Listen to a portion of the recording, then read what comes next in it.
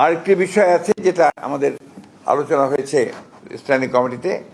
আপনারা আজকে দুপুরে যে একটা গুলির বিদ্ধ হয়েছেন হাদি সাহেব, না ইনসাফ পার্টির ওসমান হাদি সাহেব, ইনকিলাব পার্টি, দুঃখিত, ইনকিলাব পার্টি যে মঞ্চ, ইনকিলাব পার্টির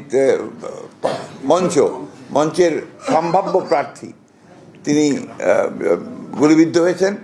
এটা আমরা সাথে সাথে আমাদের ভারপ্রাপ্ত চেয়ারম্যান মহোদয় কন্ডেম করেছেন, পার্টির তরফ থেকে স্টেটমেন্ট দেওয়া হয়েছে, আমিও বলেছি।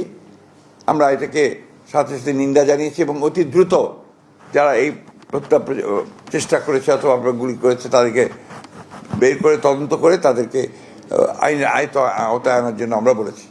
আমরা এই কথাও বলেছি যে ঘটনা থেকে প্রমাণিত হয় যে সমস্ত অপশক্তি এই দেশে নির্বাচনকে বানচাল করার জন্য, নির্বাচনটাকে যাতে না হয় তার সেই চেষ্টা করার জন্য যারা কাজ করছে তাদেরই একটা চক্রান্ত বলে আমরা এটাকে মনে করি। সেভাবে আমরা স্টেটমেন্টও দিয়েছি।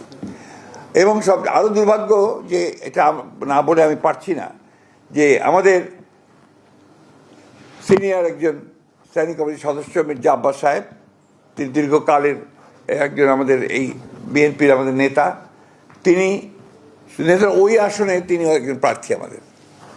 তিনি স্বাভাবিকভাবেই একজন রাজনৈতিক নেতা হিসেবে তিনি সহানুভূতি দেখানোর জন্য সাথে সাথে সেখানে ছুটে গিয়েছিলেন। কিন্তু দুর্ভাগ্যক্রমে সেই দলের কিছু ব্যক্তি, কিছু সমর্থক, আরও কিছু আপনার চক্রান্তকারী তারা সেখানে সমবেত হয়ে উত্তেজনামূলক স্লোগান দেয় এবং এক পর্যায়ে তারা একটা মব সৃষ্টি করার চেষ্টা করে, যেটাকে আমরা তীব্র নিন্দা জানাচ্ছি এবং হুঁশিয়ার করে দিতে চাই আমরা সকল পক্ষকে। এই ধরনের আচরণ করতে গেলে বিএনপি বসে থাকবে না, বিএনপি তার জবাব সাথে সাথে দেবে। আমরা খুব পরিষ্কার করে বলতে চাই যে আমরা কোনো রকমের কোনো গোলযোগ চাই না, কোনো সন্ত্রাস চাই না, কিন্তু বিএনপির উপরে কোনো আঘাত আসলে বিএনপি কখনোই কিন্তু সেটাকে আপনার সহজভাবে নেবে না এবং তার কীভাবে জবাব দিতে হয় বিএনপি সেটা জানে।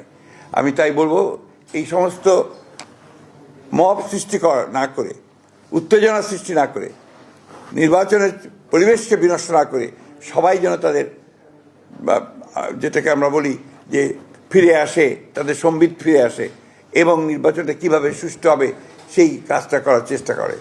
না হলে যেটা হবে সেটা হচ্ছে গণতন্ত্রের উত্তরের পথ ব্যাহত হবে, গণতন্ত্রের যাত্রা ব্যাহত হবে।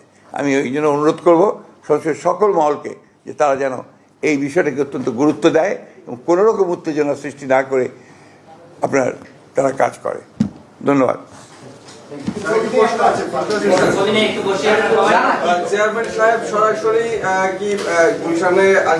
এটা ভাই আমরা ডিটেলস পরে জানাবো, এখন তো আমরা ডিটেলস কিচ্ছু জানি।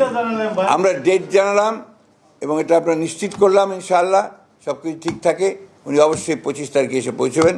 দিনটাও খুব ভালো, বড়দিনের ছুটি আছে, চমৎকার একটা দিন ইনশাআল্লাহ, সেদিন তিনি এসে পৌঁছবেন। সেটা আপনি জানতে পারবেন কি বিএনপি একটু করবে না, মানুষই আসবে।